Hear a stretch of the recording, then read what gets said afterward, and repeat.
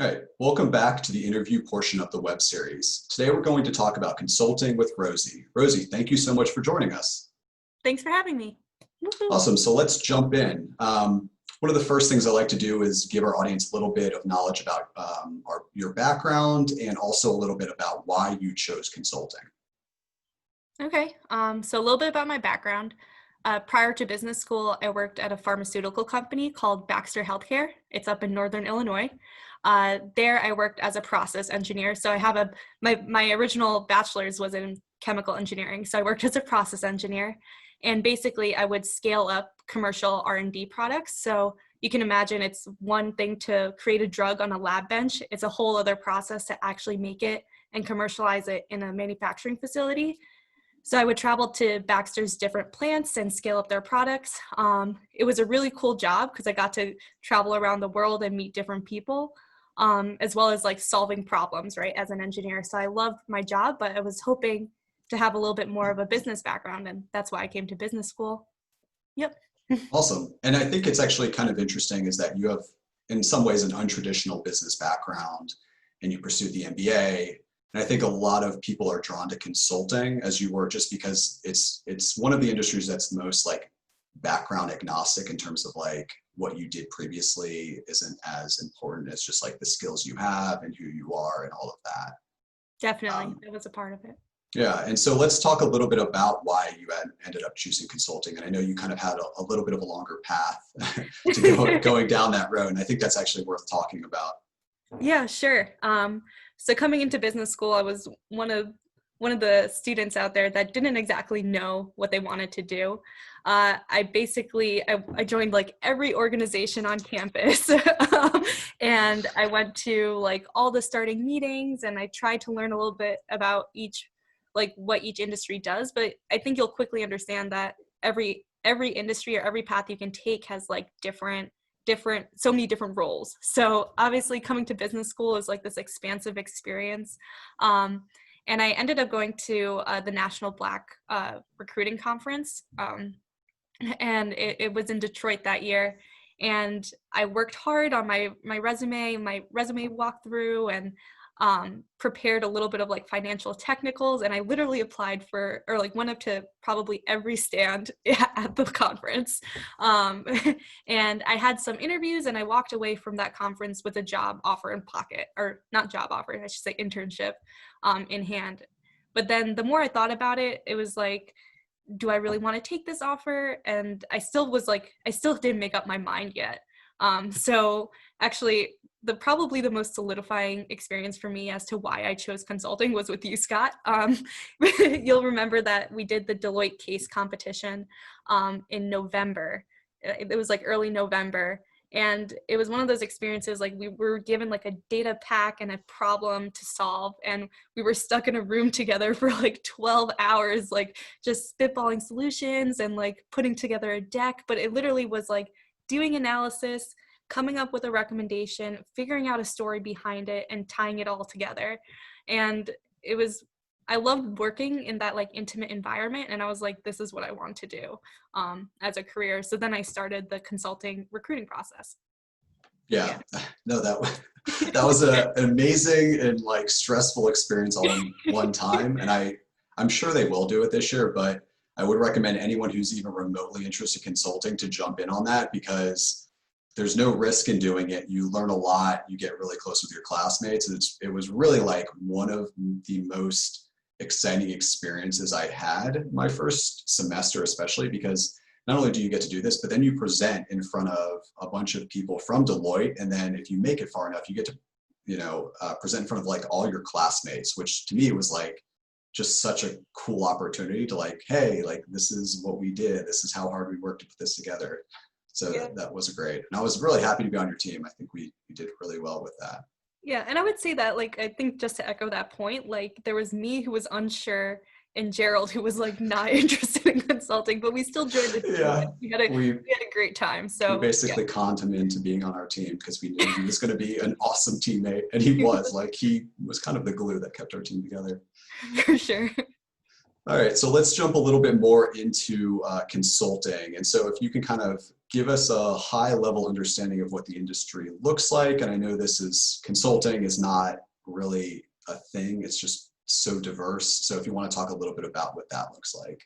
Yeah, it's a little bit of a hard question because I feel like consulting is all encompassing, but um, at a high level, I think of consulting as a service that helps like a business, a person, a department go from a current state to a desired state. So it can encompass like so many different roles, whether it's like sourcing data or defining a problem or brainstorming solutions or maintaining executive alignment. Like there's so many different pieces to consulting in terms of like the different roles.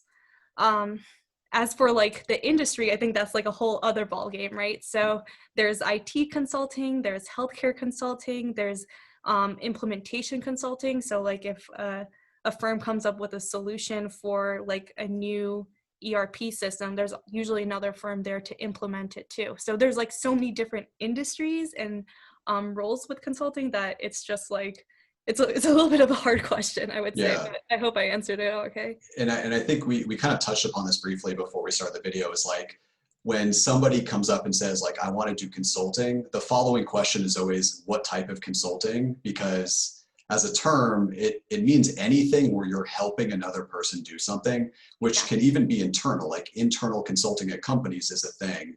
Typically, we think about it as external consulting, so like an actual consulting firm. Coming in and helping another company either come up with a strategy or come up with a solution, and somebody obviously has to execute on that solution and make that happen, which is a lot of times where implementation comes in. I think the other thing was the different sizes of firms and what that might mean. If you want to talk about that. Yeah, so that brings up a great point. So along with like the different roles, the industry, there's definitely size. So you can have like boutique consulting, which is generally a smaller firm. I would say I think like maybe I know one of my friends that went into a boutique consulting firm, and she just likes having, knowing who that managing partner is, right? And there's a different atmosphere with that. Then there's also, I think when people think of consulting, like the big three, I guess. I don't know what the actual name of it is, but like MBB, right? So you have like the McKinsey, Bain, BCG, that group, which I think focuses mainly, or they're known for strategy consulting or management consulting. Then you have like the big four accounting firms where, they started out as consultants around accounting practices, and then moved into more different spaces, right, around like strategic or management consulting as well. And I feel like there's definitely a whole spectrum. So I think it's important to like understand what that spectrum is and see, what sort of firm or project you'd like to work on. And just to add a little bit about that, with the boutiques, a lot of times you find better work-life balance and a more localized staffing model. So that can be attractive for a lot of people. And I think, especially in consulting, it is worthwhile to understand the different staffing models of all the companies. Definitely. Because you think, okay, yeah, the consultants travel every week and they go to this project, but that's not always completely true. All the firms you'll probably find as you start talking to people have varieties of different staffing models that works for them.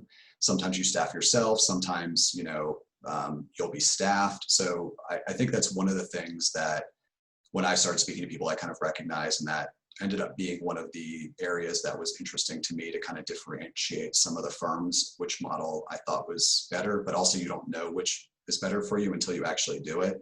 Definitely. And I would also say like staffing or like your work-life balance is highly dependent on your client as well. So it's just like, it's always hard, even though a firm might think one way, again, going back to what consulting is, it's a service model. So you still have to be there to perform for the client.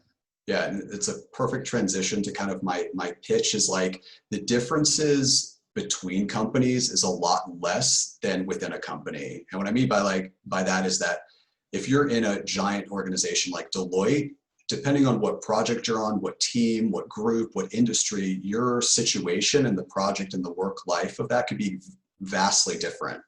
Whereas like if you compare a Deloitte to, let's say, EY, another one of the big four firms, like the difference between that might not be as extreme as what it could look like on the inside. So when you're thinking about which firms you're excited about applying to, understand that, first of all, like obviously cast a wide net because you never know where you're going to get traction, and that you can make your own journey within each of these firms because most of them are very large and they have all these opportunities. So don't try to like get too caught up in like this one specific area that only one company has. Like every company kind of, in a lot of senses, they're all doing similar things because they're all chasing revenue. So they all kind of have to have all these capabilities, and you should be able to find all of that at any firm you would apply to. Definitely. All right. Now we've talked a bit about the industry and gone in depth, which I think was really good. Let's talk about your summer experience and what that was like. Yeah, so in a nutshell, it was amazing. I worked at Deloitte for the summer on a strategy project where I basically had 3 different work streams, and all were cool, introduced me to different thought processes. But I think the one that I really enjoyed the most was developing a business case for a new employee benefit effectively. And at a high level, I'd have to research costs and benefits, right? Do a cost benefit analysis. But you can imagine in this particular project, it was a little bit hard to define what the benefit of a happy employee is, right? So there isn't that much of the research out there. So it was like kind of defining happiness in a business context. And it was a difficult challenge, but I really enjoyed it. So along with a really cool strategy project, I had a great client experience and a firm experience. And that kind of goes to like what we were talking about earlier, where depending on the client and depending on your team, it will dramatically affect kind of what type of experience you had. But I found that I had an awesome experience. I was sold on the summer, and I'm returning back to the firm. Awesome. And I want to touch upon one other point that really drew me to consulting, and that was kind of the autonomy. So can you talk a little bit about your ability to kind of drive these solutions and can't come up with the answer versus being told this is what you should do or not do? Yeah. So at Deloitte specifically, I can only speak to my experience at Deloitte, so let me preface with that. But at Deloitte specifically, I had a manager that I reported to, and basically one of the things that I loved about consulting is this autonomy piece, but also I wasn't just like thrown in the deep end with no support. It's a very iterative process, and it's very collaborative, and that was one thing that I really liked over the summer in my experience. So every time I had an idea, I'd go forward, research, put some slides together, present it, and then there was like immediate feedback, and then it was like reiterate. How do you pronounce it? I'm at a loss of words, but basically iterating on that part of the project. And I just really enjoyed the speed at which things moved at, and the ability for me to just try out different ideas. It was a great process. And was your experience similar to kind of other classmates in the consulting industry? Overall, yes, but I think that's the cool thing about consulting is that everybody's experience is different. So there were classmates that worked at PE firms that were doing analysis on potential buys, or I had classmates that were doing like a portfolio analysis, so evaluating different product lines at companies to determine profitability.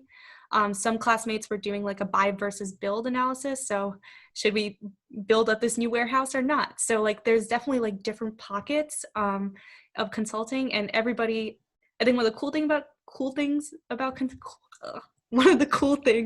consulting is that iterative process, but everybody's solving a different problem or working in a different industry or serving a different client. But there is that piece of we want to make change happen. And I think that was universal. Awesome. No, that was a great answer. And for the individuals watching this video that are still interested in consulting and want to learn about actually breaking in, let's talk a little bit about the recruiting process and what that looks like. Okay. So again, going back to the beginning of the interview, I was a little bit atypical in the sense, I don't know if that was atypical, but I came into business school with wanting to try and explore everything. Going to the National Black Conference, to trying out different case competitions, and really trying to get a glimpse into the industry that I would be recruiting for or already recruited in, just to understand what that what that would look like, and can I actually see myself doing this? Because coming as a chemical engineer into business school, I wanted to really change what I was doing. And this was a pivotal moment for me to actually do that. So I took it seriously and really did my research. But in terms of the consulting timeline, there's the GCA, which is the Goizueta Consulting Association, that really provides a lot of support and guidance as to what the timeline looks like. But mainly for consulting, I think you do like coffee, and definitely jump in, Scott, but you definitely do like coffee chats, like August, or maybe like September, October, and then November is like the resume drop, and then and probably starting to prepare for casing, which is part of the interview process for consulting. And then, that's like the November, December timeline. And then interviews are in January. And correct me if I'm wrong. Yeah, no, I think the only thing I'll add to that is that I put together a timeline, I think in the first introductory episode, of like a generic timeline of what recruiting can look like. And that's pretty accurate of what consulting looks like. Most industries follow that similar timeline, but I think, September, recruiting happens earlier than you think. I think we both got hit in the face with that realization pretty quickly. Is like, you really do want to start having a pretty decent amount of coffee chats with especially second years in September, which is like only a couple weeks after school starts. So like you're in core and you're like over your head, and you're like, okay, now I have to have all these coffee chats. And then I think, so September's coffee chats with second years, you were pretty much correct in the idea that October, November, you start reaching out to alumni, and then you kind of just keep going from there. But what I will say is that join the consulting club. They will actually give you a very specific timeline that lays out the dates of everything. There is some specific consulting things that you're going to want to be aware of. Obviously, sign up for all the company presentations and things like that. But yeah, I think your timeline's spot on. Is like, it's a networking heavy industry, so you do have to prepare for that and be aware of it, and not leave that to the last minute, because you really can't have 50 coffee chats in 2 weeks. It's just not possible. Even though Rosy tried, it's not really feasible. Yeah, I would say have those coffee chats early. And I think that's probably one of the biggest pieces of advice that I wish I knew. Because I think like you said, recruiting starts really early, and I wish I kind of knew what I wanted earlier, versus having the case competition be like, all right, it's November. Oh, I like this industry. Now I have to do these coffee chats. And it's not like that was a bad thing, because again, it just confirmed what I felt in the case competition, but it was one of those things I wish I had more time or to do that. Yeah, and I do want to point out, like, even though Rosy got in a little later, she was still extremely successful. So I don't want people to think you can't be successful if you do start later. But as she said, like, she did wish she started a little earlier. So just like keep that in mind as you're kind of making your decisions of what industry you want to pursue. And let's jump into a little bit about just the opportunities on campus and off campus. We talked about this a little bit earlier, but I think it's worth kind of jumping in a bit more. Yeah. I would say opportunities exist wherever you look for them, right? So it's one of those things. I'm in the same boat as Scott, where I think you should cast a wide net and just see where you get traction. So whether that's going to different conferences, especially one thing that I didn't really consider, and I wish I went back and did this, but even like they have summer conferences that are happening now, but like looking at those as recruiting opportunities, because those are great ways to learn. I know if for the females out there's usually like a Forte virtual conference that's specifically for women in MBA that you could look at opportunities. And I know several of the female classmates of mine got opportunities through the Forte conference. So just like seeing, just be on the lookout for those type of opportunities. I mentioned National Black earlier. There's the Goizueta, what is it, GCC? Yeah, I don't know what it stands for, actually. I was like, what is GCC stand? Goizueta Company Connections? Is it Career Connections? Career Connections, I think that sounds right. But going to those events, and you might think like, why am I putting my time in this? But really for me, and especially, I think this helped me a lot. It helped me practice my interviewing skills and pitching myself to companies. It also made me realize like what I like in a company and what I don't. And when you do your research, you're just able to be a more informed decision maker. So I think all opportunities should be explored, both on campus and off campus, especially if you have connections in the Atlanta area. Use them. Like, you're in business school, this is what you're here to learn and explore. And just to add a little bit, and I will say that the benefit of Emory being, doing well in consulting is that a lot of consulting companies recruit on campus, which is just generally a little bit of an easier process because everything is laid out, like the timelines of when to apply and everything. So in some ways, consulting just has ample amounts of opportunities that you can explore on campus, but we did have a lot of our classmates do off-campus recruiting for consulting, especially for some of the smaller firms, like Strategy and I don't think they do on campus, but I had a few friends who were able to network their way in to do off campus, and they are working there this summer. So there is a lot of opportunities on campus and off campus. You just kind of have to understand what the companies are, what alumni are at them, and kind of begin to work your way through that. Yeah. Cool. So last piece of this recruiting is the interview, and more specifically just about the preparation. I haven't talked a lot about casing, so we can talk a little bit about it now, but I don't want us to jump too much into it because the club will go in depth about that. You also should not be casing right now. Yeah. You will be doing it completely wrong. You will mess up, and you won't build good habits. So it is important to start when you should, because of that habit piece. But let's just talk about, interviews. Sure. Interviews happen around January, from my memory, like early January. And there's usually two parts to the interview. So there's the casing part, which Scott was talking about, as well as the behavioral part. And we can begin talking a little bit about the casing part. And I think, as Scott mentioned, the GCA lays out a timeline of like when to start casing. But I do think that should be taken seriously. I think people fall in two boats where they either case really early or they case late, thinking like, I can pick this up.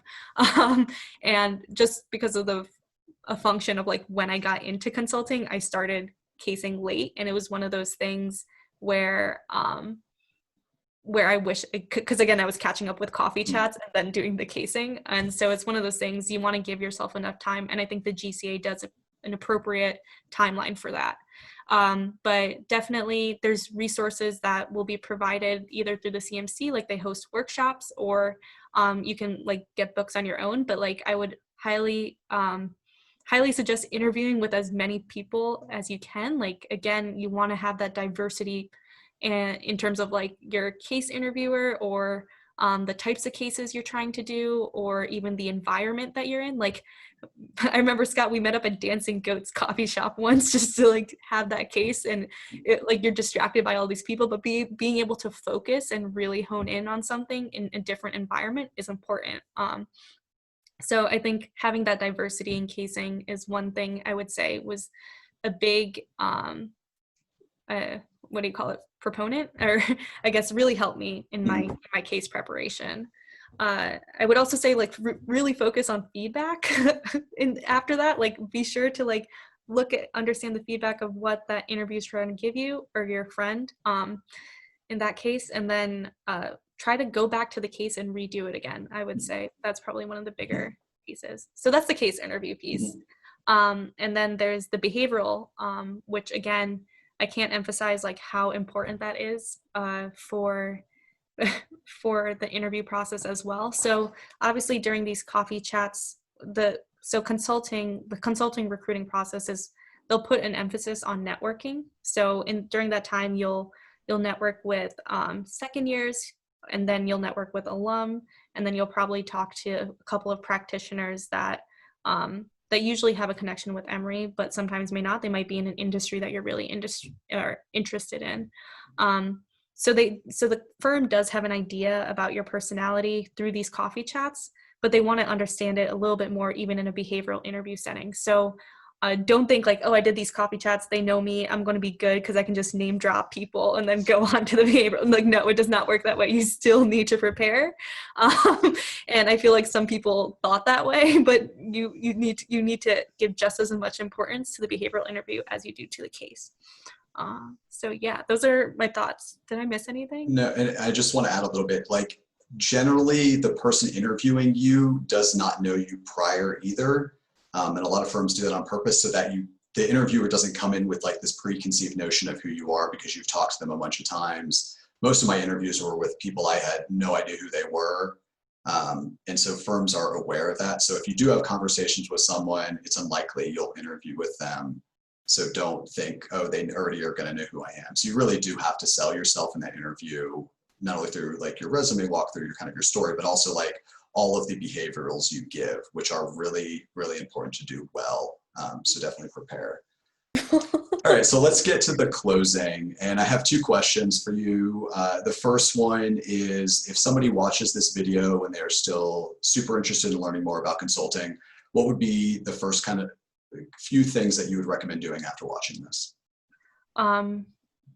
Talk to second years, see if this is something for you, understand what their experiences are, and talk to as many as you can. Like, I think one of the cool things about being at Goizueta and this community in particular, the second years are really helpful, and everybody's been through the same process that you're about to go through. So I think coffee chats, like talking to second years, as well as reading outside resources, if that's helpful. But I think talking to second years and using the CMC, that would be the third thing also.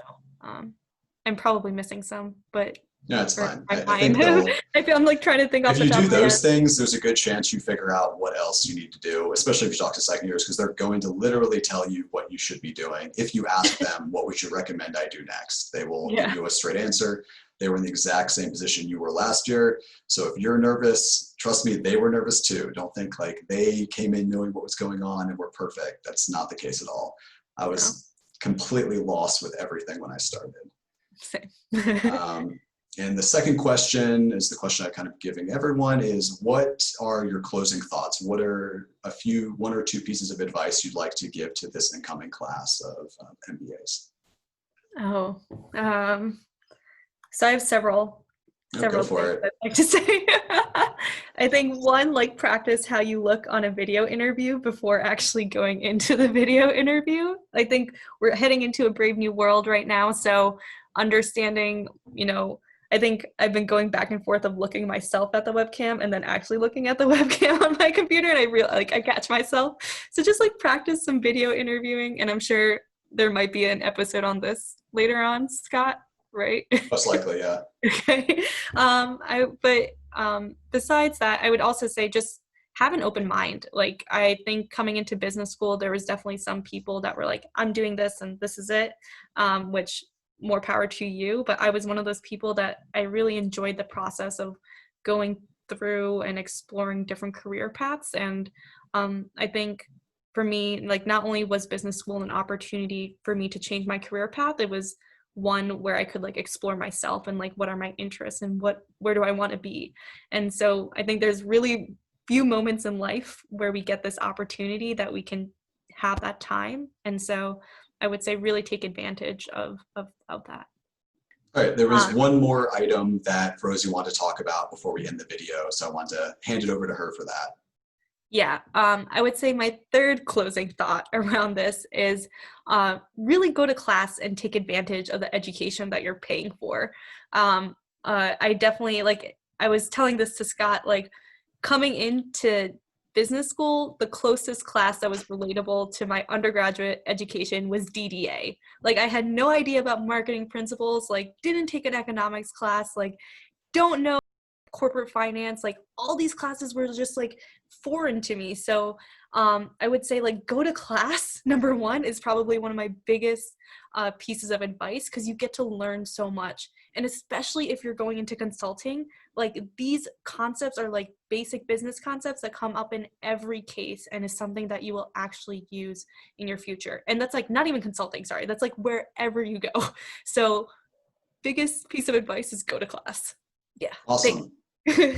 So this concludes our interview about consulting with Rosy. Rosy, thank you so much. Thank you.